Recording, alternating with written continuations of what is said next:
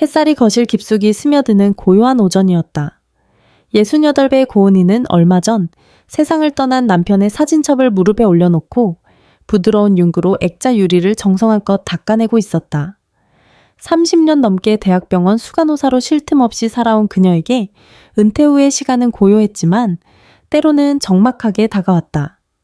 사진 속 남편은 가장 건강했던 시절의 모습으로 환하게 웃고 있었다. 은희는 남편의 얼굴을 가만히 쓸어보며 나직이 속삭였다. 여보, 잘 지내죠? 우리 준호 걱정 말아요. 당신 목까지 제가 잘 챙길게요. 하나뿐인 아들인데 당연히 그래야죠. 그것은 남편을 향한 약속이자 스스로를 향한 다짐이었다. 남편이 떠난 후 아들 강준호는 그녀의 세상 그 자체였다. 증권사 펀드 매니저로 눈코 뜰 새 없이 바쁜 아들, 그리고 그런 아들과 결혼해준 대기업 화장품 브랜드의 마케팅 팀장, 며느리 박지영. 두 아이가 둥지를 튼 빌라는 그녀와 남편이 평생을 바쳐 마련한 소중한 자산이었다. 신혼집을 구하지 못해 쩔쩔매는 아들을 위해 기꺼이 내어준 보금자리였다. 사진첩을 덮은 은희는 몸을 일으켜 베란다로 향했다. 그녀의 손길이 닿은 화초들은 하나같이 윤기가 흘렀다. 규칙적인 생활, 정갈한 집안. 수간호사 시절의 꼼꼼함은 그녀의 일상 곳곳에 배어 있었다. 하지만 아무리 집안을 쓸고 닦아도 텅 빈 공간을 채우는 고요함은 어쩔 수 없었다. 그때였다. 정막을 깨고 휴대전화 벨소리가 날카롭게 울렸다. 화면에 뜬 우리 며느리라는 이름에 은희의 입가에 희미한 미소가 번졌다. 아가, 굿모닝. 아침은 먹었고, 어머님, 안녕하세요. 아침은 거르고 나왔어요. 바쁘신데 죄송해요. 전화기 너머로 들려오는 지영의 목소리는 언제나처럼 밝았지만 어딘가 모르게 급한 기색이 역력했다. 아니야, 괜찮다. 무슨 일인데? 다름이 아니라 저희 부부 이번 주말에 갑자기 강릉으로 출장을 가게 됐어요. 회사에서 급하게 잡힌 워크숍이라서요. 그래, 피곤하겠네. 조심히 다녀오렴. 네. 그런데 어머님, 혹시 저희 집에 잠깐 들러주실 수 있을까요? 제가 애지중지하는 호접란이 있는데 물 주는 시기를 놓치면 금방 시들어서요. 다른 건 다 괜찮으는데 그것만 좀 부탁드려도 될까요? 순간 은희의 마음속에 따스한 온기가 퍼졌다. 누군가에게 필요한 존재가 된다는 느낌. 특히 바쁜 아들 내외에게 작은 도움이라도 줄 수 있다는 사실이 그녀를 기쁘게 했다. 그럼 당연히 가봐야지. 걱정 말고 일 잘 보고 와. 난초는 내가 잘 돌보고 있을게. 정말요? 와, 정말 감사해요, 어머님. 역시 어머님밖에 없어요.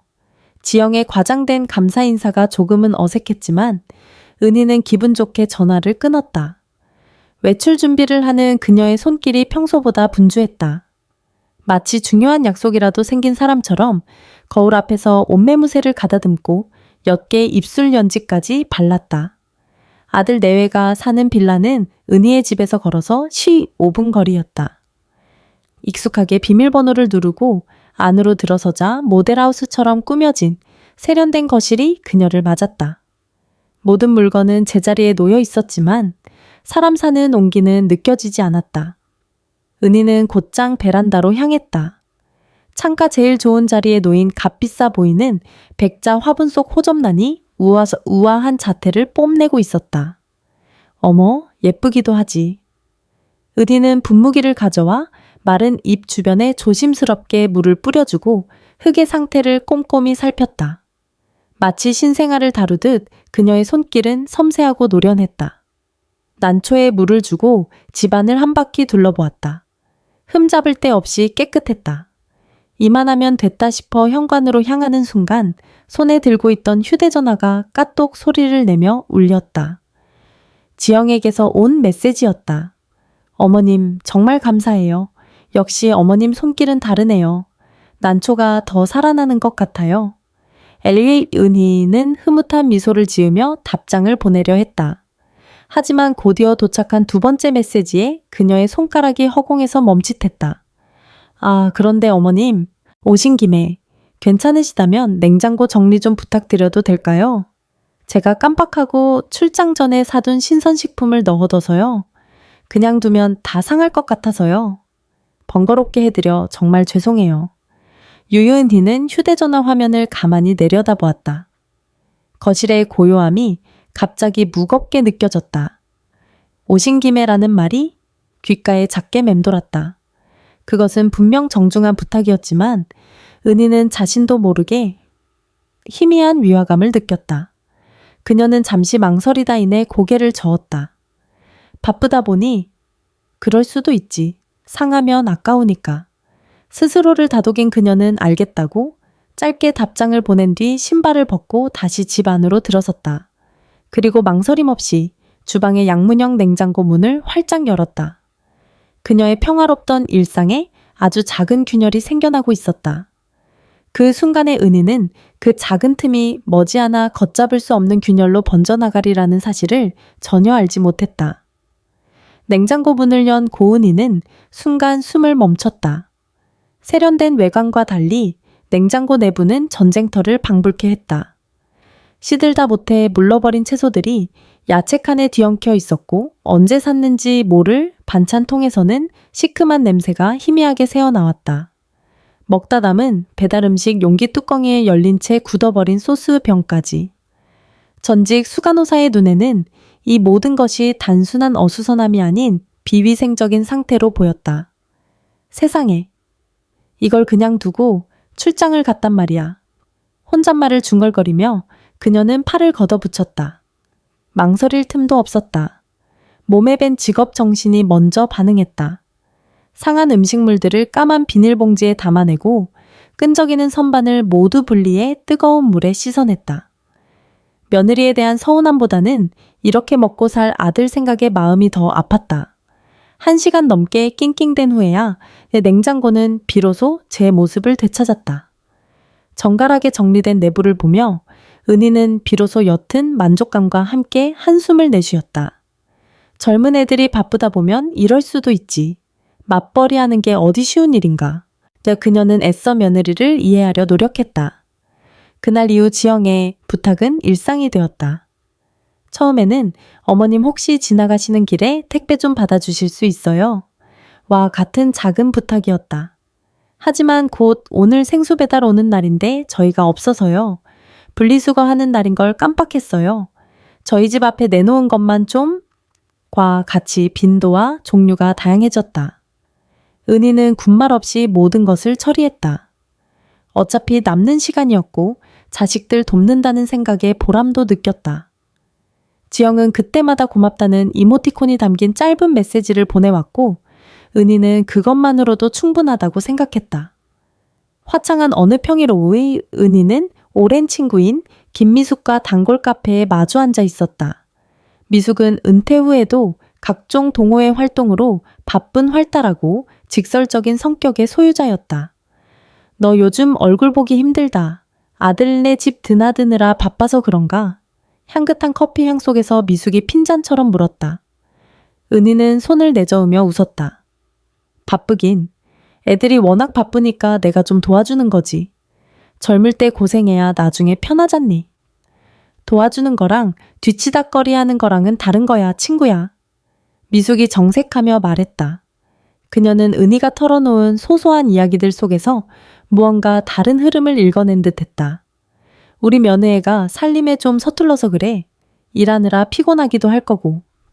고은이, 너 병원에서 수간호사 할 때 어땠는지 내가 다 알아. 칼 갖고 철두철미했지. 근데 자식 일에는 왜 이렇게 물러터졌어? 호의에도 선이 있는 거야. 그 선을 넘으면 그건 더 이상 호의가 아니라 권리인 줄 알아. 미숙의 날카로운 지적에 은희는 순간 말문이 막혔다. 가슴 한구석이 따끔거리는 것 같았다. 무슨 말을 그렇게 하니? 가족끼리인데? 가족이니까 더 선을 지켜야지. 그러다 너만 상처받아. 내가 한두 번 본 줄 아니? 은희는 애써 찻잔을 들어 차를 한 모금 마셨다. 미숙의 말이 틀리지 않다는 것을 알았지만 인정하고 싶지 않았다.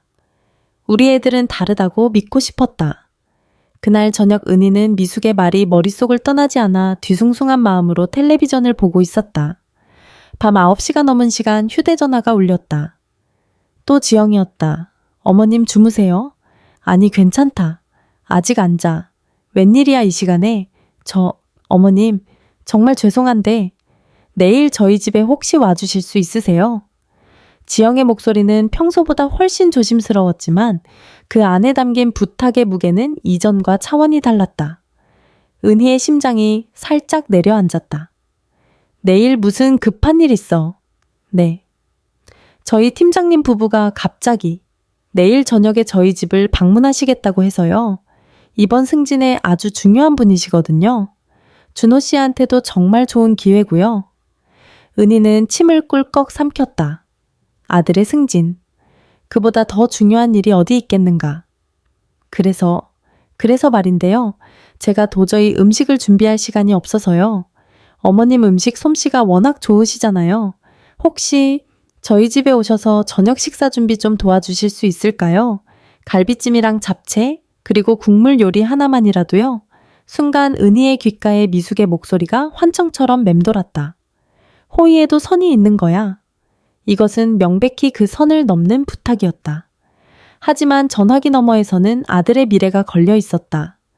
내일 갑자기 은희의 목소리가 살짝 잠겼다. 부담감이 목구멍까지 차오르는 느낌이었다. 네, 갑자기 정해진 거라 정말 죄송해요, 어머님. 이번 한 번만 도와주세요. 내 지영의 애원 섞인 목소리, 그리고 그 뒤에 어른거리는 아들 준호의 얼굴. 은희는 눈을 질끈 감았다. 가슴속에서 무언가 불편한 감정이 꿈틀거렸지만 자식의 앞날을 위한 일이라는 생각에 억지로 짓눌렀다. 알겠다. 몇 시까지 가면 되니? 정말요. 와, 어머님 정말 감사해요. 그럼 오전에 오셔서 장부터 같이, 아니 제가 장볼 목록 보내드릴게요. 어머님이 장 봐서 와주시면 안 될까요? 저는 도저히 시간을 낼 수가 없어서요. 이미 한 번 무너진 둑은 걷잡을 수 없었다. 은희는 더 이상 거절하지 못하고 힘없이 대답했다. 그래, 그러마. 전화를 끄는 은혜이는 한동안 거실 소파에 멍하니 앉아 있었다. 텔레비전에서는 화려한 불빛과 웃음소리가 흘러나왔지만 아무것도 그녀의 귀에 들어오지 않았다. 그녀의 마음은 벌써부터 내일 해치워야 할 고된 노동의 무게로 가득 차 있었다. 준호를 위해서야, 우리 아들을 위해서 딱 한 번만 더 고생하자. 그녀는 그렇게 스스로를 위안했다. 하지만 그 위로가 얼마나 부질없는 자기 기만이었는지를 깨닫기까지는 그리 오랜 시간이 걸리지 않을 터였다. 다음 날 아침 고은이는 동네에서 가장 큰 마트의 문이 열리자마자 굳은 표정으로 들어섰다.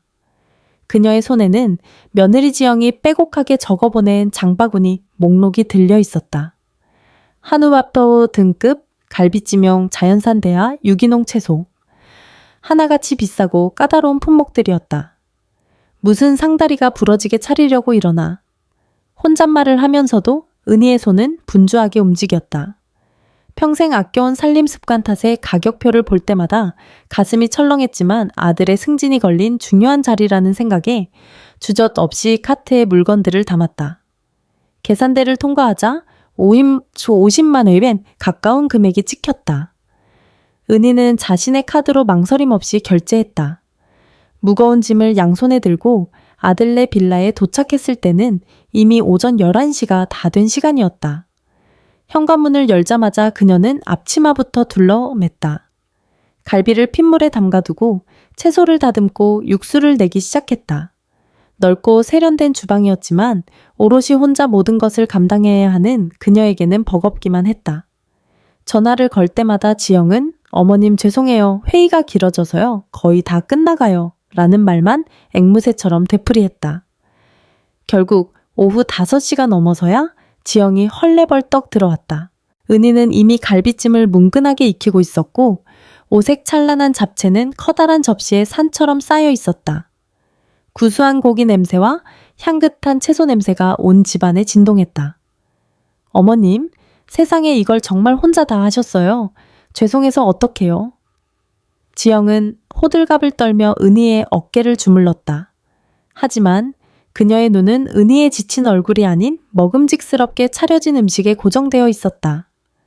괜찮다. 손님 오시기 전에 너도 얼른 씻고 준비해. 은희는 피곤함을 애써 감추며 말했다. 지영은 기다렸다는 듯 욕실로 사라졌고 30분 뒤 완벽하게 단장한 모습으로 나타났다. 비싼 실크 블라우스를 입은 그녀는 마치 이 집의 손님 같았다. 저녁 7시 초인종이 울리고 준호가 팀장 부부와 함께 들어섰다. 준호의 얼굴에는 긴장과 기대가 뒤섞여 있었다. 어머니 고생 많으셨어요. 준호는 은희의 귓가에 작게 속삭였지만 그뿐이었다. 그는 아내의 손을 잡고 팀장 부부를 맞이하는데 여념이 없었다. 아이고, 팀장님, 사모님, 누추한 곳까지 와주셔서 감사합니다. 변변찮게 차렸지만 많이 드세요. 지영은 늘 능숙하고 상냥한 목소리로 손님을 맞았다. 그녀의 말에 팀장 아내가 감탄하며 말했다. 박 팀장, 이게 무슨 말이야? 진수성찬이 따로 없네. 이걸 정말 박 팀장이 직접 다 준비한 거야. 대단하다. 정말 요즘 이렇게 살림 잘하는 젊은 사람이 드문데. 순간 식탁에 마지막으로 낼 과일을 깎고 있던 은희의 손이 멈칫했다. 그녀의 심장이 쿵 하고 내려앉았다. 그녀는 자신도 모르게 지영과 준호의 얼굴을 쳐다보았다. 지영이 겸손하게 손사래를 치며 사실을 말해주리라. 혹은 아들 준호가 어머니의 공을 슬쩍이라도 언급해주리라 기대했다. 하지만 지영은 수줍게 미소 지으며 대답했다. 아이 뭘요 사모님? 좋게 봐주시니 부끄럽네요. 그냥 오늘 아침부터 좀 서둘러렀을 뿐인걸요. 거짓말이었다. 명백한 거짓말이었다. 은희의 눈앞이 아찔해졌다. 아들 준호는 아내의 거짓말을 듣고도 그저 어색하게 웃으며 술잔을 채울 뿐 아무런 말도 하지 않았다. 마치 처음부터 모든 것이 지영의 공이었던 것처럼 그 순간 은혜에는 자신이 그 화기애애한 거실의 투명인간이 된 것 같았다. 그녀의 고된 노동과 정성은 아무도 알아주지 않는 그림자가 되어 주방 구석에 처박혔다. 쏟아지는 칭찬 속에서 지영의 얼굴은 환하게 빛났고 그 빛이 강할수록 은희의 마음속 그늘은 더욱 짙어졌다. 역시 우리 박 팀장은 못하는 게 없어. 일도 잘해, 살림도 잘해, 남편 내조도 잘해. 우리 준호 씨는 복 받았네. 팀장의 칭찬에 준호는 아닙니다. 과찬이십니다. 라며 허리를 숙였다. 그 모습이 은희의 눈에는 너무나 비참하게 보였다. 더 이상 그 공간에 머물 수 없었다. 은혜이는 조용히 몸을 돌려 주방으로 들어갔다. 거실에서 들려오는 즐거운 웃음소리를 등 뒤로 하며 그녀는 싱크대 앞에 서서 설거지를 시작했다. 차가운 물줄기가 손등 위로 쏟아졌지만 가슴 속에서 타오르는 열불은 식혀지지 않았다. 억울함과 배신감의 눈물이 핑 돌았다. 뽀드득거리는 그릇 소리만이 그녀의 속상한 마음을 대변하는 듯했다. 한참 뒤 손님들이 돌아갈 시간이 되었다. 은희는 자신이 새벽부터 정성껏 포장해둔 팀장 부부에게 드릴 작은 선물 꾸러미를 챙겨나갔다. 최고급 한과와 직접 담근 귀한 매실청이었다. 어머니, 이건... 준호가 의아한 표정으로 물었다. 그 순간 지영이 재빨리 은혜니의 손에서 선물 꾸러미를 받아들었다. 어머님, 이런 걸 언제 준비하셨어요? 그러고는 현관 옆 수납장에서 자신이 미리 준비해둔 듯한 고급스러운 쇼핑백을 꺼내 들었다. 그 안에는 그녀가 다니는 회사에서 나온 고가의 안티에이징 화장품 세트가 들어있었다. 지영은 은희가 준비한 꾸러미는 보이지 않는 곳으로 슬쩍 밀어놓고 화장품 쇼핑백을 팀장 아내에게 건넸다. 사모님 약소하지만 저희 회사에서 이번에 새로 나온 제품이에요. 꼭 한번 써보세요. 어머나, 이걸 어떻게... 박 팀장 정말 고마워요. 잘 쓸게요. 자신이 밤새 고민하며 준비한 선물이 무시당하는 그 순간 은희는 무언가 단단히 잘못되었다는 것을 온몸으로 깨달았다. 그녀는 더 이상 이 집의 어머니나 어머님이 아니었다. 그저 필요할 때 쓰고 공로는 가로채도 되는 이름 없는 존재일 뿐이었다. 손님들이 떠나고 난 텅 빈 현관에 서서 은희는 싸늘하게 식어버린 자신의 손을 말 없이 내려다보았다. 화려한 거실 불빛 아래 그녀의 그림자는 그 어느 때보다 길고 외로워 보였다. 그날의 모멸감은 쉬이 가시지 않았다. 고은희는 며칠 동안 아들 내외의 연락을 받지 않았다. 지영에게서 어머님, 그날 정말 감사했어요. 라는 가벼운 톤의 메시지가 왔지만 은희는 답장하지 않았다. 텅 빈 집에서 혼자 밥을 삼킬 때마다 거실에서 울려 퍼지던 그들의 웃음소리와 자신의 초라했던 뒷모습이 겹쳐 보였다. 그래도 준호는 내 아들인데. 분노와 서운함 속에서도 자식에 대한 미련은 어쩔 수 없었다. 주말을 앞둔 금요일 은혜이는 아들이 가장 좋아하는 묵은지 돼지갈비찜을 끓이기로 마음먹었다. 그것은 화해의 손짓이자 나는 너의 어머니다라는 무언의 확인이고 싶었다.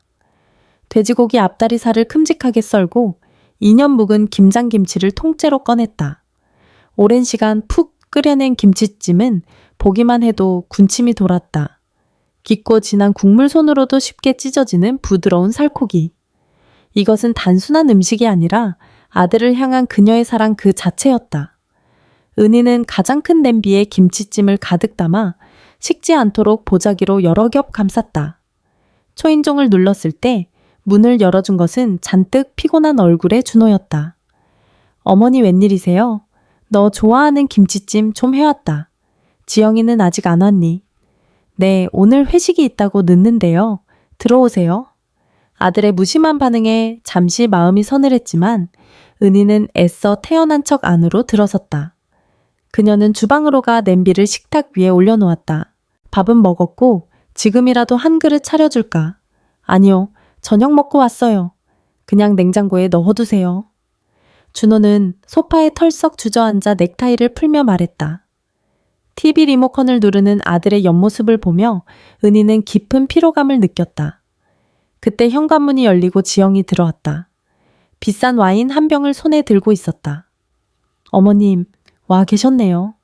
그래, 너희들 먹으라고 김치찜 좀 가져왔다. 은희의 말에 지영의 미간이 순간 미세하게 찡그려졌다.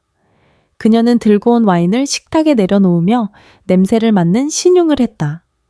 어휴, 이게 무슨 냄새예요? 젓갈 냄새인가? 머리 아파. 지영의 말에 은희의 얼굴이 굳어졌다. 묵은지로 끓여서 그래. 네 남편이 제일 좋아하는 거다. 어머님, 죄송하지만 이런 건 좀 너무 시골 음식 같잖아요. 시골이라는 단어가 비수처럼 은혜의 가슴에 꽂혔다. 지영은 한술 더 떴다. 그리고 이런 나트륨 덩어리가 건강에 얼마나 안 좋은데요. 저희는 관리해야 하는 나이예요, 어머님. 그녀는 마치 은희가 가족의 건강을 해치는 독이라도 가져온 사람인 양 말했다. 은희는 더 이상 참을 수 없었다. 먹기 싫음 경기면 관둬라. 내가 가져가마. 은희가 냄비를 다시 챙기려고 손을 뻗는 순간이었다. 지영이 그 손을 막아서며 냄비를 확 잡아챘다. 아니에요, 어머님. 이미 가져오셨는데 어쩌겠어요. 이건 그냥 버리는 게 낫겠어요. 지영은 그렇게 말하며 음식물 쓰레기통을 향해 냄비를 들었다. 은희의 눈이 커졌다.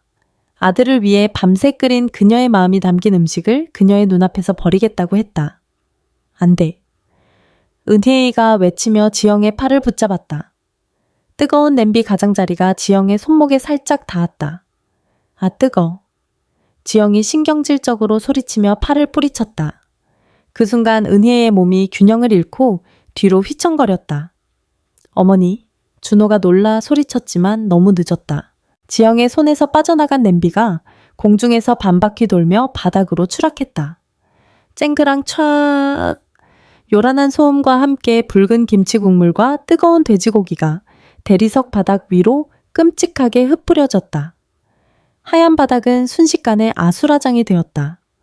푹 익은 김치 조각과 고기 덩어리들이 처참하게 널브러져 있었다. 모두가 순간 얼어붙었다. 정적 속에서 지영의 뾰족한 목소리가 터져 나왔다. 보세요, 어머님. 고작 이 음식 하나 때문에 집안 꼴이 이게 뭐예요? 왜 이렇게 일을 만드세요? 정말 책망이었다. 모든 것이 은혜의 탓이라는 듯한 원망 섞인 외침이었다. 바닥에 주저앉을 뻔한 몸을 간신히 가누며 은희는 고개를 들었다. 그녀는 바닥에 흩어진 음식물 찌꺼기를 보지 않았다. 뿌리친 아내의 손을 잡지도 다가와 자신을 부축하지도 않고 그저 멀찍이 서서 안절부절 못하는 아들 준호의 얼굴을 보았다. 그리고 이 모든 사태의 원흉이면서도 조금의 죄책감도 없이 자신을 쏘아보는 며느리 박지영의 얼굴을 보았다. 그 순간 은혜의 눈빛이 변했다. 지금까지의 서운함, 억울함, 아픔 같은 감정들이 싸늘하게 식어버린 잿더미처럼 가라앉았다. 그 자리에는 차갑고 단단한 무언가가 들어섰다. 그녀는 더 이상 아무 말도 하지 않았다. 엉망이 된 바닥과 산산조각, 난 자신의 마음을 뒤로 한 채 꼿꼿하게 허리를 펴고 몸을 돌렸다. 어머니 어디 가세요? 준호가 뒤늦게 외쳤지만 은희는 돌아보지 않았다. 그녀는 현관문을 열고 소리 없이 밖으로 나섰다. 닫히는 문틈으로 두 사람의 당황한 얼굴과 처참하게 짓밟힌 김치찜이 마지막으로 보였다. 차가운 밤 공기가 폐부 깊숙이 스며들었다. 하지만 은희의 마음은 그보다 더 차갑게 얼어붙어 있었다. 아들을 향한 마지막 온정마저 오늘 밤 저 붉은 국물과 함께 바닥에 내동댕이 쳐지고 말았다. 관계는 이제 돌이킬 수 없는 강을 건너버렸다. 남편의 기일치를 이은 고은이에게 있어 성역과도 같은 날이었다. 그녀는 이른 새벽부터 일어나 목욕 재개를 하고 가장 단정한 옷으로 갈아입었다. 하루 전부터 정성껏 준비한 제사 음식들이 주방을 가득 채우고 있었다. 녹그릇은 윤이 나도록 닦았고 전 하나하나의 모양까지 허투루 붙이지 않았다. 이 모든 것은 먼저 떠난 남편에 대한 그리움이자 남은 이의 도리였다. 오전 10시가 조금 넘었을 때 둘째 아들 강민호와 며느리 최하은이 과일 상자를 들고 현관으로 들어섰다. 어머니, 저희 왔어요. 작은 인테리어 회사를 운영하는 민호는 형인 준호만큼 번듯한 직업은 아니었지만 늘 속 깊고 다정했다. 며느리 혜우는 화려하진 않지만 단아한 모습으로 들어오자마자 외투를 벗고 자연스럽게 부엌으로 향했다. 어머님, 제가 도울게요. 손이 많이 가셨겠어요? 아니다. 거의 다 했다. 앉아 있어라. 은희가 손사래를 쳤지만 혜우는 이미 팔을 걷어붙이고 고명을 얹거나 그릇을 나르기 시작했다. 그녀의 손길은 빠르진 않아도 야무지고 정성이 담겨 있었다. 잠시 후 혜우는 따뜻한 쌍화차 한 잔을 들고 와 은희의 손에 쥐어주었다. 계속 서 계셔서 힘드셨죠? 이거 드시고 하세요. 그 작은 배려에 은혜의 얼어붙었던 마음에 온기가 스몄다. 그녀는 혜운의 손을 잡으며 말했다. 네가 있어 든든하다 정말. 그때였다. 약속된 시간보다 한참 늦은 11시 반이 되어서야 현관문 비밀번호 누르는 소리가 들렸다. 준호와 지영이었다. 늦어서 죄송합니다. 준호의 사과와 달리 지영의 얼굴에는 미안한 기색이 별로 없었다. 그녀는 값비싼 트렌치코트 차림 그대로였고 손에는 서류 가방이 들려 있었다. 중요한 제삿날에 어울리지 않는 완벽한 비즈니스 우먼의 모습이었다. 어머님, 오전에 급한 회의가 잡혀서요. 이해해 주실 거죠? 지영의 말은 질문이 아니라 통보에 가까웠다. 혜운이 입은 어두운 색의 단정한 원피스와 그녀의 차림은 극명한 대조를 이루었다. 제사가 끝나고 가족들이 제사상 음식을 나누어 먹기 위해 둘러앉았다. 묵직하게 가라앉았던 분위기는 식사가 시작되자 더욱 냉랭해졌다. 은희는 혜운의 밥그릇 위에 잘 구워진 조기살을 발라 얹어주었다.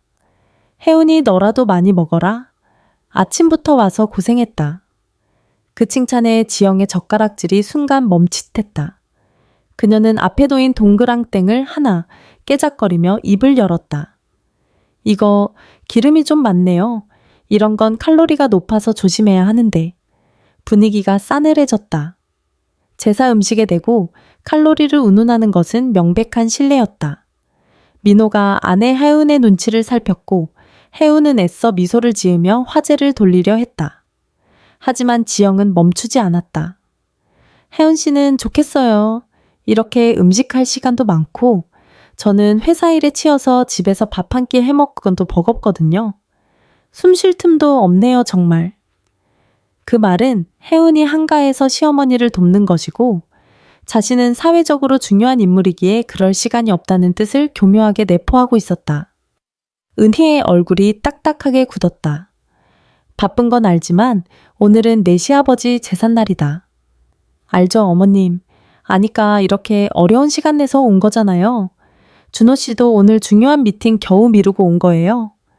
마치 큰 선심이라도 쓴다는 듯한 말투였다. 준호는 아내와 어머니 사이에서 어쩔 줄 몰라 하며 지영 씨 그만해 라고 작게 말할 뿐이었다. 그렇게 불편한 식사가 끝났다. 설거지는 또 혜운의 몫이었다. 지영은 소파에 앉아 중요한 통화인 듯 휴대폰을 붙들고 있었다.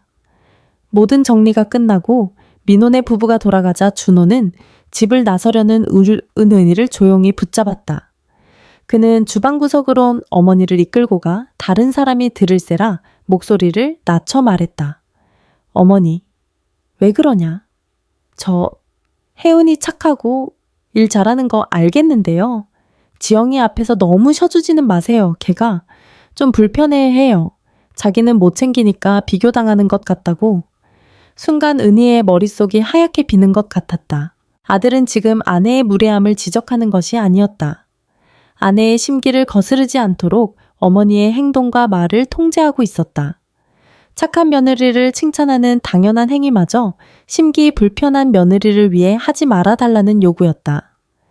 은희는 아들의 얼굴을 가만히 쳐다보았다. 자신이 알던 아들이 아니었다. 그는 완전히 다른 사람이 되어 있었다. 은희는 아무 대답도 하지 않았다. 그저 아들의 눈을 깊숙이 들여다보다 천천히 고개를 돌렸다. 더 이상 할 말이 없었다. 아들은 이미 완벽한 박지영의 남편일 뿐 고은희의 아들이 아니었다. 그날 이후 은희와 아들 네 사이에는 얼음장 같은 침묵이 흘렀다. 은희는 더 이상 먼저 연락하지 않았고 그들에게서도 전화 한 통 오지 않았다.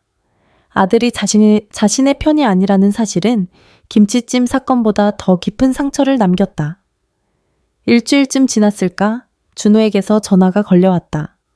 은희는 받을까 말까 망설이다 한숨을 쉬며 통화 버튼을 눌렀다. 어머니, 잘 지내시죠? 어색한 안부였다. 용건이 있다는 뜻이었다. 할 말 있으면 해라. 은희의 목소리는 메말라 있었다. 준호는 잠시 머뭇거리다 입을 열었다. 지영 씨가요.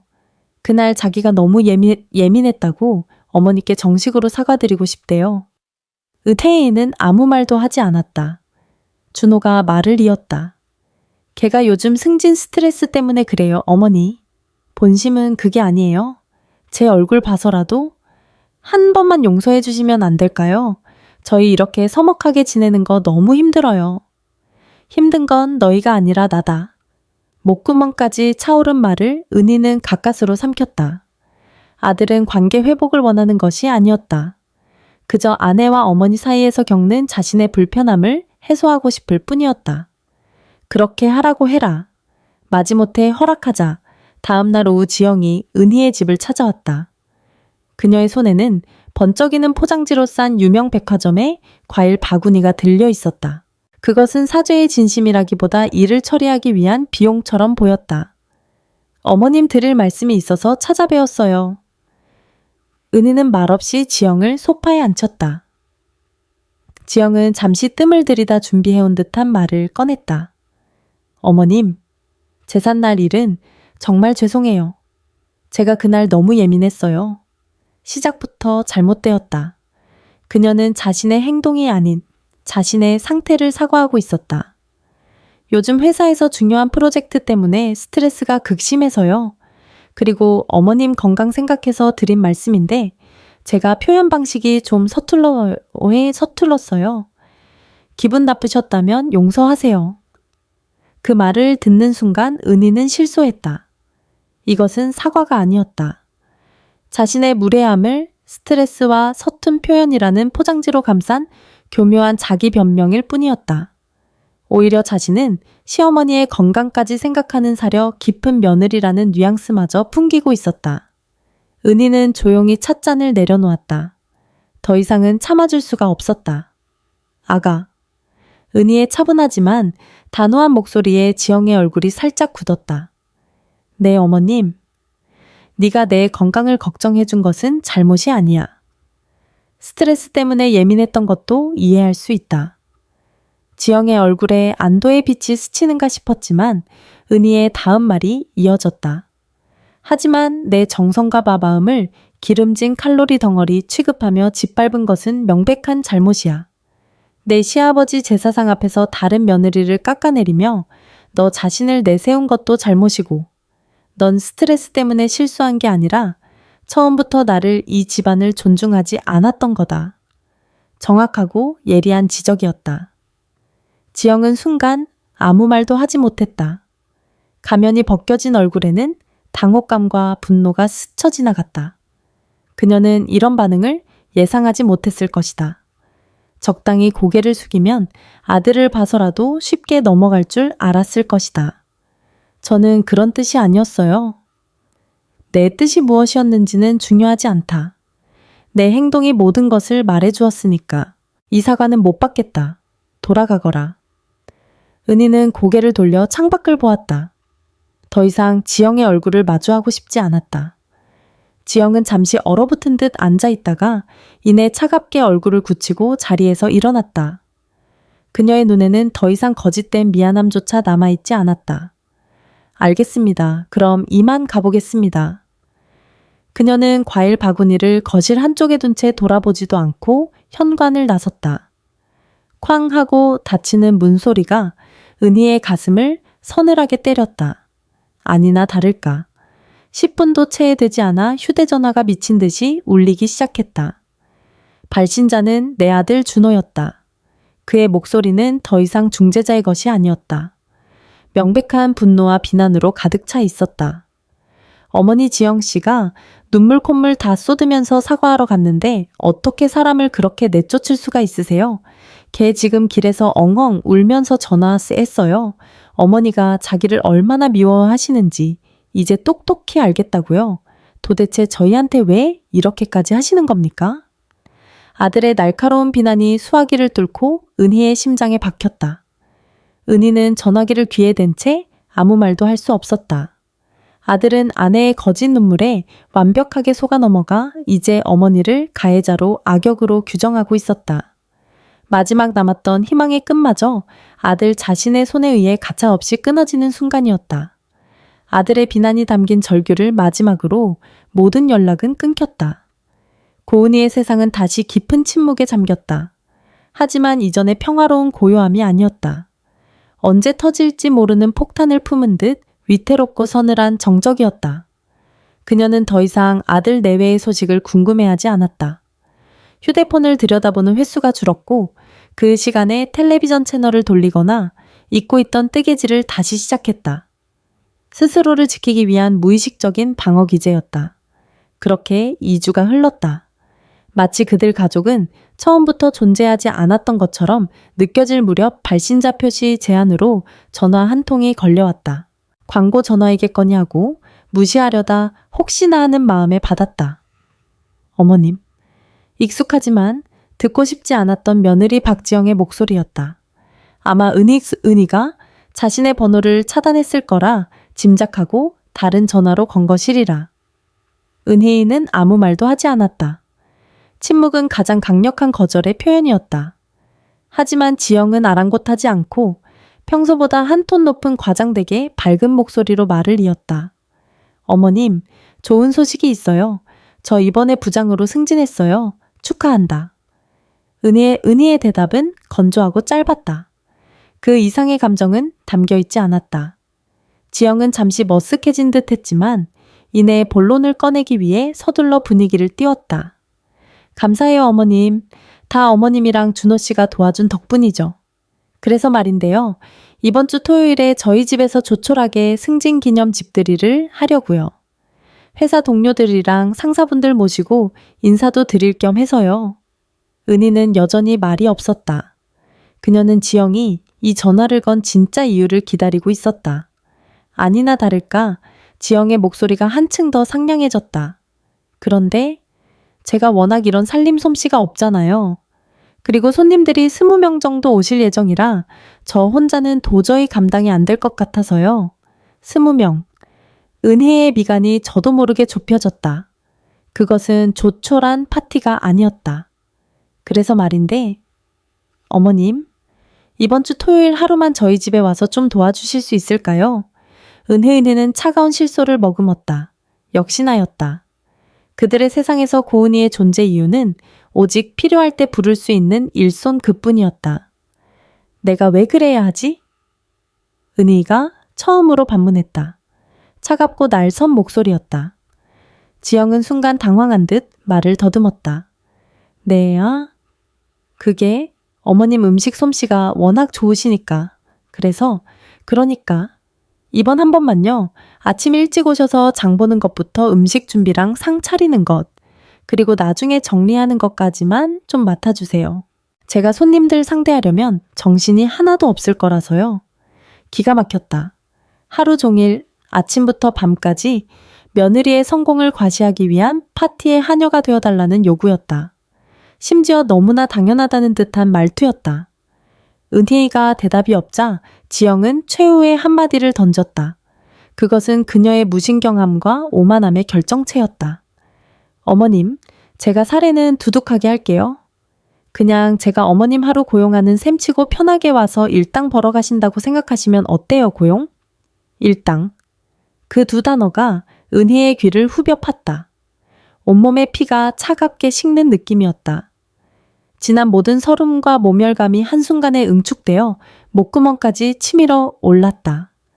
이 며느리에게 자신은 이제 가족도 시어머니도 아닌 돈으로 사고 팔 수 있는 노동력에 불과했다. 은희는 잠시 눈을 감았다. 더 이상 분노도 슬픔도 느껴지지 않았다. 그저 텅 빈 공허함과 얼음 같은 결심만이 남았다. 그녀는 천천히 하지만 한 글자 한 글자 힘을 주어 말했다. 목소리는 놀랍도록 차분했다. 나는 파출부가 아니다. 네, 나는 너희 집 파출부가 아니라고 했다. 수화기 너머로 지영이 숨을 멈추는 것이 느껴졌다. 그녀의 계산 속에는 거절이라는 선택지는 없었을 것이다. 다시는 이런 일로 전화하지 마라. 은희는 그 말을 끝으로 망설임 없이 통화 종료 버튼을 눌렀다. 뚝! 경질의 소음과 함께 전화가 끊겼다. 지영이 무어라 더 소리치기 전이었다.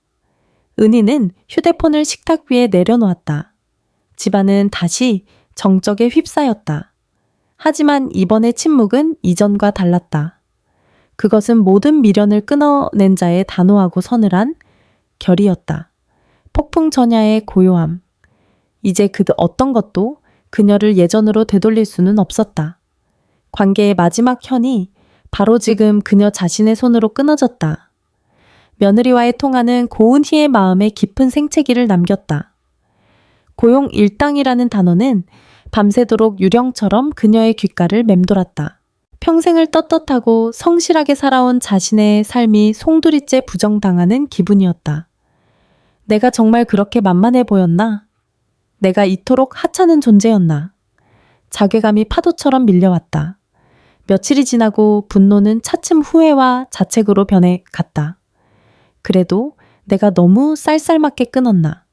아무리 그래도 며느리의 승진인데 어른으로서 먼저 손을 내밀어야 하는 건 아닐까? 어쩌면 고용이라는 단어는 바쁜 와중에 생각이 짧아 튀어나온 말실수일지도 모른다. 계속 이렇게 담을 쌓고 지내는 것은 결국 아들 준호만 힘들게 할 뿐이었다. 갈등 끝에 은희는 먼저 화해의 손을 내밀기로 결심했다. 그녀는 백화점에 들러 가장 크고 값비싼 과일 바구니를 샀다. 탐스러운 샤인머스켓과 애플망고가 가득 담긴 바구니는 그녀의 마지막 남은 성애이자 관계 회복에 대한 희미한 기대였다. 토요일 오후 지영의 집들이가 한창일 시간은 일부러 피했다. 손님들이 모두 돌아갔을 저녁 늦은 시간, 그녀는 아들네 빌라 앞에 섰다. 혹시나 비밀번호를 바꾸었을까 조심스러웠지만 다행히 문은 익숙한 소리를 내며 열렸다. 집안은 고요했다. 아마 두 사람 다 피곤해서 일찍 잠자리에 든 모양이었다. 거실은 파티의 흔적이 고스란히 남아 어수선했다. 은희는 과일 바구니를 식탁 위에 조용히 내려놓았다. 쪽지라도 하나 남겨둘까 싶어 주변을 둘러보는 순간 그녀의 눈에 식탁 한가운데에 놓인 하얀 봉투 하나가 들어왔다. 준호 월급 명세서인가?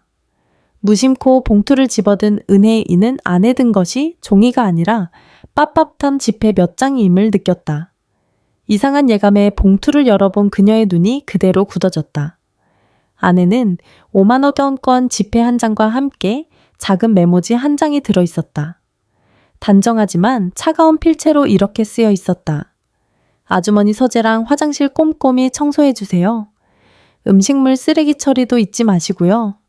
끝나면 그냥 가보세요.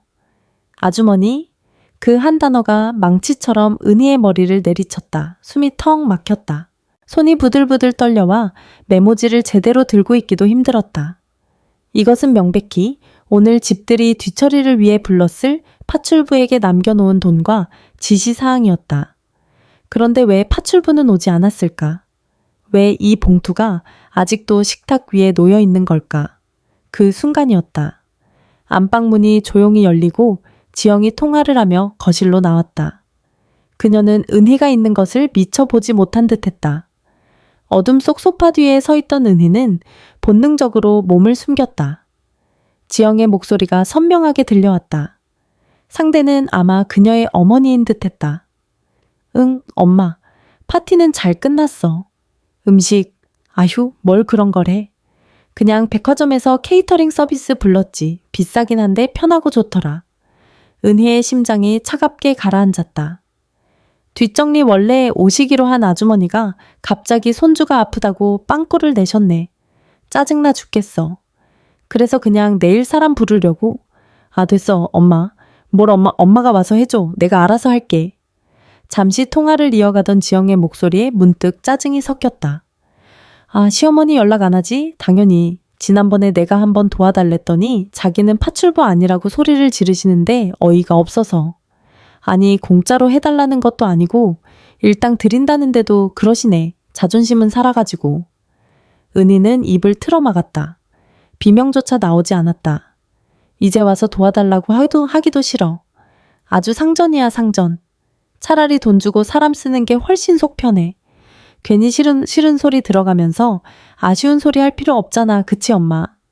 통화를 마친 지영은 거실 불을 켰다. 그리고 그제야 소파 뒤 어둠 속에 유령처럼 서 있는 은희를 발견했다. 어진이 어머님, 지영의 얼굴이 새하얗게 질렸다. 그녀의 눈은 은희의 얼굴과 그녀가 손에 들고 있는 하얀 봉투를 번갈아 미친 듯이 오갔다. 은희는 아무 말도 하지 않았다. 그녀는 아주 천천히 어둠 속에서 걸어 나왔다. 그녀의 손에는 파출부를 위해 준비된 5만 원과 아주머니에게 남기는 지시사항이 적힌 메모지가 들려 있었다. 그녀의 얼굴에는 그 어떤 표정도 없었다. 분노도 슬픔도 넘어선 모든 것이 제가 되어버린 사람의 얼굴이었다. 은희는 지영의 눈을 똑바로 쳐다보며 손에 든 봉투를 식탁 위에 조용히 내려놓았다. 마치 더러운 것을 만졌다는 듯이. 그리고 자신이 가져온 탐스러운 과일이 가득 담긴 바구니를 물끄러미 바라보았다. 그녀의 마지막 성의와 희망이 담긴 바구니였다. 그녀는 말없이 몸을 돌렸다. 어머님, 그게 아니고요. 오해세요. 지영이 다급하게 외쳤지만 은희는 돌아보지 않았다. 그녀는 한치의 망설임도 없이 현관으로 걸어가 문을 열고 밖으로 나섰다. 쾅 하고 닫힌 문은 두 사람의 관계에 찍힌 마침표와도 같았다. 빌라를 빠져나오는 은희의 걸음은 이상할 정도로 똑바로였다. 그녀는 울지 않았다. 그저 텅 빈 눈으로 앞만 보고 걸었다. 차가운 밤바람이 그녀의 뺨을 스쳤지만 아무것도 느껴지지 않았다. 그녀의 존엄성은 방금 아주머니라는 호칭과 함께 5만 원짜리 지폐 한 장으로 감매겨졌다. 그리고 그 순간 그녀 안에 무언가가 영원히 죽어버렸다. 그날 밤 고은이는 뜬 눈으로 밤을 지새웠다. 울지 않았다. 억울함을 토로하지도 않았다. 그녀의 마음은 모든 감정이 불타버리고 남은 차갑게 식어버린 잿더미 같았다. 슬픔의 단계를 지나면 분노가 오고 그 분노마저 넘어서면 남는 것은 오직 냉정한 현실 인식뿐이었다. 동이 트기 시작할 무렵 그녀는 기계적으로 몸을 일으켰다. 욕실 거울 속에 비친 것은 낯선 여자였다. 눈밑은 퀭했지만 눈빛만은 칼날처럼 서늘했고 입가는 슬픔도 분노도 아닌 단단한 선으로 굳어 있었다. 그녀는 뜨거운 물을 욕조 가득 받아 몸을 담갔다. 지난 세월의 미련과 기대를 씻어내듯 오랫동안. 욕실에서 나온 그녀는 옷장 가장 깊숙한 곳에 걸어두었던 옷을 꺼내들었다. 남편과 함께 맞췄던 진주색 트위드 정장이었다. 평생 단 한 번도 남에게 아쉬운 소리 하지 않고 자신의 힘으로 당당히 살아왔던 시절의 상징과도 같은 옷이었다. 은희는 서툰 솜씨로 남아 옅게 화장을 했다. 붉은 립스틱을 바르자 거울 속 여자의 얼굴에서 병색과 피로감이 거짓말처럼 사라졌다. 그 자리에는 슬픔이나 분노 따위는 한 점도 보이지 않는 단단하고 기품 있는 얼굴만이 남아 있었다. 그녀는 집을 나섰다. 목적지는 명확했다. 발걸음에는 한치의 망설임도 없었다. 아침 시장의 활기찬 소음도, 등교하는 아이들의 웃음소리도 그녀의 귀에는 닿지 않았다. 그녀는 자신만의 고요하고 차가운 세상 속을 걷고 있었다. 행운 부동산, 아들네 빌라 근처에 있는 오랫동안 알고 지낸 부동산 중개사무소였다. 어르신 어서 오세요. 사람 좋은 얼굴에 박 사장이 반갑게 그녀를 맞았다. 그는 의뢰 그랬듯 커피를 타주려 했다. 박 사장님, 앉으세요. 은희의 낮고 차분한 목소리에 박 사장의 움직임이 멈칫했다. 평소에 인자하고 부드러운 모습이 아니었다. 네, 예, 어르신. 무슨 일이라도 본론부터 말씀드리죠. 은혜는 박 사장의 눈을 똑바로 바라보며 말했다. 지금 제 아들 내외가 살고 있는 그 빌라 새로 세를 놓으려고 합니다. 박 사장의 눈이 동그래졌다. 그는 의아함을 감추지 못하고 물었다. 네, 아드님네. 어디 이사라도 갑니까? 아니요, 그 집에서 나가야 할 겁니다. 은희의 말에는 감정이 실려있지 않아 오히려 더 서늘하게 들렸다. 박 사장은 무언가 심상치 않은 일이 벌어졌음을 직감했지만 감히 깊이 캐물을 수는 없었다. 아, 예, 개인적인 사정이시군요. 그래서 요즘 그 집 시세가 어떻게 됩니까? 월세로 놓는다면요? 박 사장은 잠시 컴퓨터를 두드리더니 안경을 고쳤으며 입을 열었다. 어르신 요즘 그 동네에 전세 매물이 없어서 월세가 아주 강세입니다. 채광 좋고 구조 좋은 로열층이라 지금 당장 내놓으셔도 월 200만 원은 훌쩍 넘게 받으실 수 있습니다. 보증금을 좀 낮추면 220까지도 가능하고요. 200만 원. 은희는 아들 내외에게 관리비 명목으로 월 80만 원을 받고 있었다. 시세의 절반에도 미치지 못하는 금액이었다. 그 차액만큼이 자신이 아들 내외에게 베풀어온 사랑과 희생의 크기였다. 그러나 그들은 그 가치를 5만 원짜리 파출부의 품삯으로 되돌려 주었다. 은희의 입가에 희미하고 씁쓸한 미소가 떠올랐다. 돈이 아까운 것이 아니었다. 자신의 마음이 헐값에 팔려나간 것 같아 비참했다. 그렇군요. 그녀의 반응은 놀라울 정도로 담담했다. 박 사장은 그런 그녀를 조심스럽게 살폈다. 그래서 어르신 생각은 어떠십니까? 은희는 대답 대신 잠시 창밖을 바라보았다.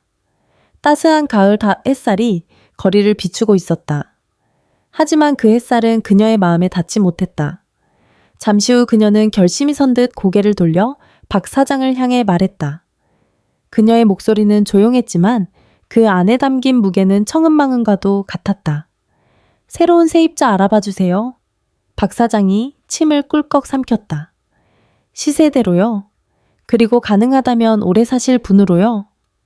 그 마지막 말은 아들 내외에게 내리는 완벽한 사형 선고였다. 그들에게 돌아올 자리는 이제 영원히 없다는 뜻이었다. 박 사장은 더 이상 아무것도 묻지 않고 조용히 고개를 끄덕였다. 사무실 안에는 무거운 침묵만이 흘렀다. 고은이가 부동산을 다녀간 뒤 시간은 생각보다 더 빠르게 흘러갔다. 그녀의 마음속 폭풍과는 달리 세상은 너무나 평온했다. 그녀는 그저 묵묵히 자신의 일상을 살아냈다. 아침에 일어나 산책을 하고 장을 보고 집을 청소했다. 달라진 것이 있다면 더 이상 휴대폰을 들여다보며 자식의 연락을 기다리지 않는다는 것뿐이었다. 이틀 후 월요일 오후였다. 모르는 번호로 전화가 걸려왔다. 행운부동산 박 사장이었다. 그의 목소리는 평소보다 들떠 있었다. 어르신 정말 좋은 소식입니다. 제가 뭐라고 했습니까? 집이 워낙 좋아서 바로 계약하겠다는 사람이 나타났습니다. 예, 별서요. 은희는 놀라면서도 한편으로는 마음속 어딘가에서 올 것이 왔구나 하고 생각했다. 내 대학 교수 부부인데 아주 점잖고 인품도 훌륭하신 분들입니다. 집을 보더니 한눈에 반해서 저희가 제시한 월세 금액 그대로 망설임도 없이 계약하겠다고 합니다. 다음 달 초에 바로 입주하고 싶어 하시는데 괜찮으시겠습니까? 모든 것이 일사천리로 진행되고 있었다. 마치 운명이 그녀의 결정을 지지라도 해주는 것 같았다. 은희는 짧은 순간 심호흡을 했다.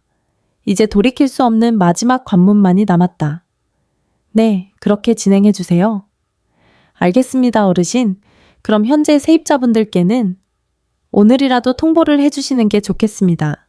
법적으로도 최소 한 달의 기간은 주어야 하니까요. 알겠습니다. 제가 지금 바로 하지요. 전화를 끊은 은혜이는 한동안 거실 창가에 서서 밖을 내다보았다. 가슴이 뛰었다. 복수심 때문이 아니었다. 자신의 손으로 아들의 보금자리를 빼앗아야 한다는 어미로서의 마지막 고통이었다. 하지만 그녀의 눈빛은 흔들리지 않았다. 그녀는 소파에 앉아 차분하게 며느라 박지영의 번호를 눌렀다. 차단했던 번호를 푼 것은 바로 이 순간을 위해서였다. 신호음이 몇 번 울리고 낯설 만큼 사무적인 지영의 목소리가 들려왔다. 여보세요? 나다. 은희의 목소리에 지영은 순간 당황한 듯했다. 어머님, 무슨 일? 이세요? 은희는 서론을 꺼내지 않았다. 감정을 섞을 이유도 필요도 없었다. 중요한 얘기니 잘 들어라. 너희가 살고 있는 그 빌라 새로운 세입자가 구해졌다. 내 수화기 너머로 침묵이 흘렀다. 지영은 자신이 들은 말을 이해하지 못하는 것 같았다. 은희는 한 번 더 기계처럼 정확하게 말했다. 그 집에 들어올 새로운 세입자와 계약을 마쳤다. 다음 달 말까지 집을 비워주었으면 한다. 이번에는 침묵이 길지 않았다. 곧이어 날카롭고 믿을 수 없다는 듯한 외침이 터져나왔다. 잠깐만요, 어머님. 지금 무슨 말씀을 하시는 거예요? 그게 무슨 소리예요? 저희더러 나가라고요? 그렇다.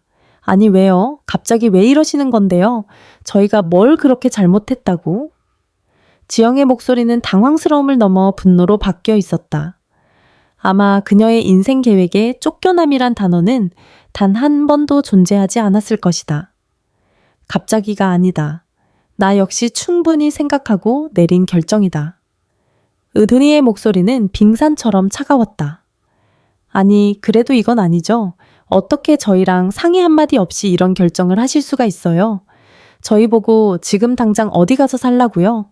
지영이 울먹이며 소리쳤다. 그러나 그 울음 속에는 뉘우침이 아닌 자신의 계획이 틀어졌다는 것에 대한 원망만이 가득했다. 은희는 더 이상 그 목소리를 듣고 싶지 않았다. 그건 너희가 알아서 할 문제다.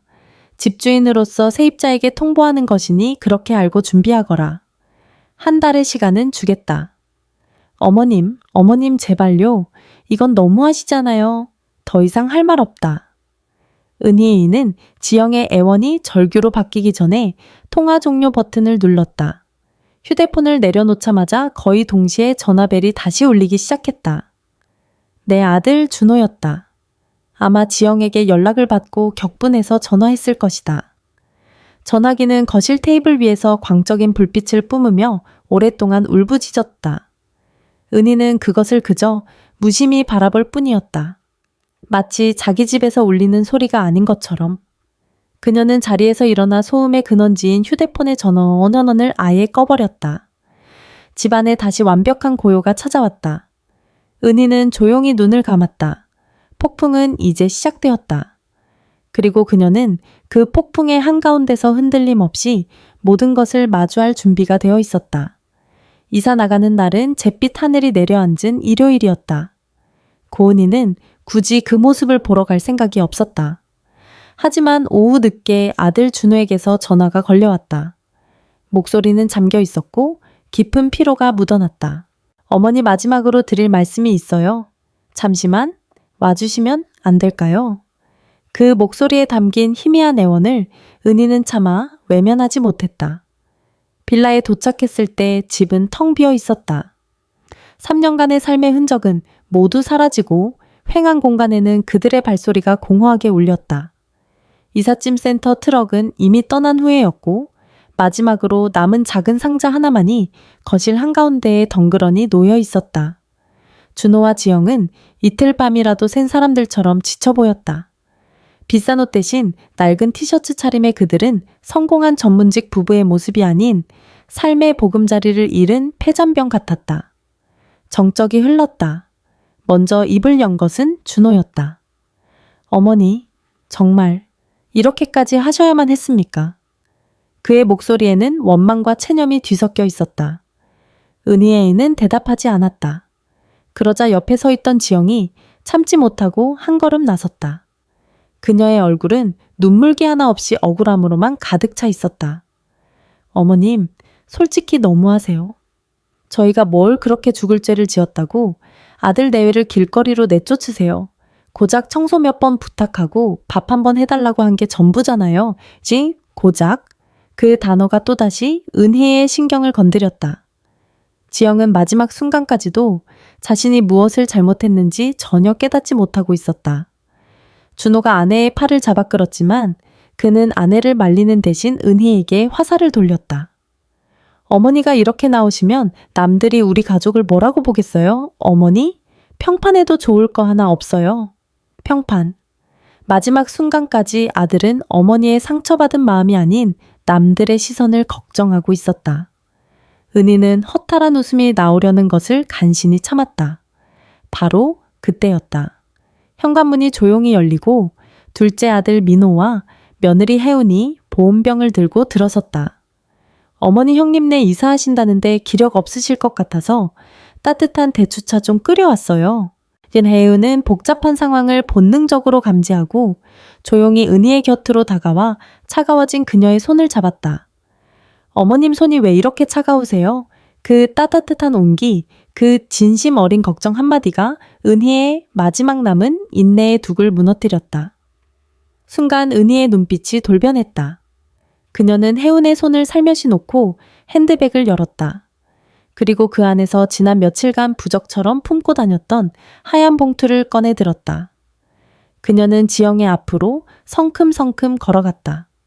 그리고 그녀의 발 앞에 그 봉투를 경멸적으로 내던졌다.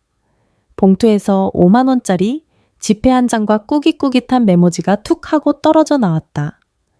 이게 내 눈에 비친 내 값어치더구나. 은혜의 목소리는 더 이상 조용하지 않았다. 평생 억눌러왔던 모든 분노와 서름이 담겨 얼음처럼 날카롭게 터져 나왔다. 내게 나는 어머니가 아니라 시간당 5만 원이면 부릴 수 있는 아주머니였어. 내 성공을 과시하기 위한 파티에 뒤치다거리나 하는 파출부였단 말이다. 네가 단 한 번이라도, 단 한순간이라도 나를 어미로 생각한 적이 있었더냐? 지영은 하얗게 질린 얼굴로 뒷걸음질 쳤다. 은희는 시선을 돌려 얼어붙은 아들 준호를 쏘아보았다. 그리고 너는 더 가관이야. 그녀의 목소리는 증오로 떨리고 있었다. 내 어미가 그런 모욕을 당하는 걸 알면서도 넌 내 아내 편만 들었지. 돈 몇 푼에 눈이 멀어 투정 부리는 늙은이 취급을 했어. 내 아버지가 피땀 흘려 마련한 이 집에서 내 어미가 하녀 취급을 당하는데도 넌 내 안위와 이 평판만 걱정했지. 그게 자식이 할 짓이냐. 그녀는 숨을 몰아쉬며 텅 빈 집안을 둘러보았다. 모든 벽과 바닥에 남편과의 추억이 서려 있었다. 이 집은 내 아버지의 인생이 담긴 곳이다. 평생을 바쳐 우리 가족을 지켜온 성이야. 너희처럼 고마움도 존중도 모르는 것들은 이곳에 머물 자격이 없어. 은희는 마지막으로 그들의 얼굴을 한 명씩 깊고 차가운 눈으로 각인하듯 쳐다보았다. 그리고 외쳤다. 그 외침은 그녀의 마지막 남은 모성애를 끊어내는 단말마와도 같았다. 당장 내 집에서 나가. 그리고 2번 다시 내 눈앞에 나타나지 마. 준호와 지영은 그 자리에 못 박힌 듯 서 있었다. 아무런 변명도 대꾸도 하지 못했다. 은희제가 쏟아낸 진실의 무게 앞에 그들의 모든 가식과 위선은 산산조각 나버렸다. 은희는 더 이상 그들을 보지 않았다. 그녀는 꼿꼿하게 허리를 펴고 몸을 돌렸다. 혜운이 조심스럽게 다가와 그녀의 팔을 부축했다. 은희는 한 번도 뒤돌아보지 않고 텅 빈 복도를 걸어 현관을 나섰다. 문이 닫히는 순간까지 등 뒤에서는 아무 소리도 들리지 않았다. 완전한 패배와 치욕만이 그 텅 빈 공간을 가득 채우고 있을 뿐이었다. 3달이라는 시간이 흘렀다. 계절은 가을의 끝자락을 지나 차가운 초겨울로 접어들고 있었다. 고은혜의 시간은 더 이상 자식들을 중심으로 돌아가지 않았다. 그녀는 오롯이 자신만의 시간을 되찾았다. 아들 내외가 떠나간 빌라는 새로운 온기로 채워졌다. 점잖은 대학 교수 부부는 약속대로 집을 깨끗하고 아늑하게 가꾸었고 매달 꼬박꼬박 두둑한 월세를 입금했다. 은희는 그 돈의 일부로 낡은 자신의 집 부엌을 환하게 리모델링했다. 남편의 사진을 더 잘 보이는 곳으로 옮기고 수십 년 만에 처음으로 자신을 위한 비싼 안락의자를 샀다. 그녀의 일상은 바빠졌다. 아침에는 오랜 친구 미숙과 함께 문화센터에서 라인댄스를 배웠고 오후에는 뜨개질 강좌에 나가 젊은 사람들과 어울렸다.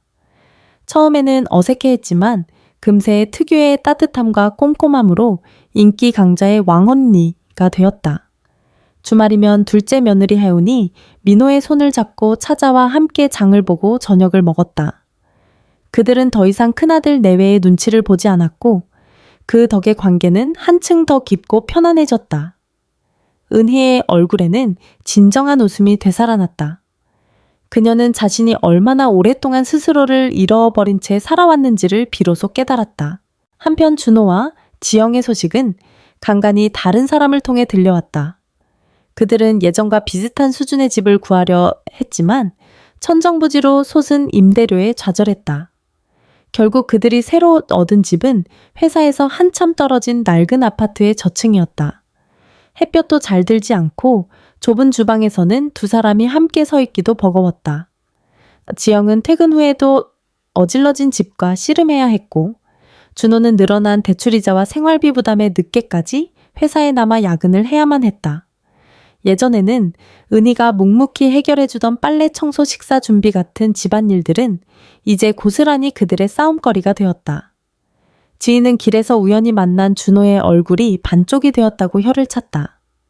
화려하고 당당하던 지영 역시 예전의 빛을 잃고 신경질적인 사람으로 변해갔다는 소문이 들려왔다. 그들은 자신들이 누려왔던 것들이 얼마나 큰 호의와 희생 위에 세워진 것이었는지를 모든 것을 잃고 나서야 뼈저리게 깨닫고 있었다. 그러던 어느 늦은 밤이었다.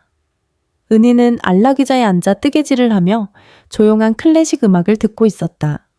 그때 오랫동안 꺼두었던 알림음이 울리며 휴대폰 화면에 메시지 하나가 떠올랐다. 보낸 사람은 내 아들 준호였다. 은희의 심장이 순간 쿵 내려앉았다. 그녀는 잠시 망설이다 천천히 메시지를 열었다. 그것은 아주 긴 장문의 글이었다. 어머니, 잘 지내시는지 여쭙는 것조차 죄송합니다. 지난 몇 달간 저희는 지옥 같은 시간을 보냈습니다. 서로를 탓하고 원망하고 싸우는 매일이었습니다. 그리고 깨달았습니다. 저희가 잃어버린 것은 좋은 집이 아니라 저희를 진심으로 아껴주시던 어머니의 마음이었다는 것을요. 저는 비겁한 아들이었습니다. 어머니께서 부당한 대우를 받으실 때 저는 제 아내의 심기를 살피기에만 급급했습니다. 어머니의 상처보다 제 가정의 평화가 더 중요하다고 생각했던 어리석은 아들이었습니다. 지영 씨도 매일 밤 후회하며 울고 있습니다. 자신이 얼마나 오만했고 어리석었는지를 이제야 깨달았다고 합니다. 어머니께서 저희에게 베풀어 주신 모든 것들이 얼마나 큰 사랑이었는지, 그것이 얼마나 당연하지 않은 기적이었는지를 저희는 모든 것을 잃고 나서야 알게 되었습니다. 용서해달라는 말은 감히 드리지 못하겠습니다. 저희는 그럴 자격이 없습니다. 다만 어머니 정말 죄송합니다. 잘못했습니다. 100번 1000번을 말해도 부족합니다. 정말 잘못했습니다.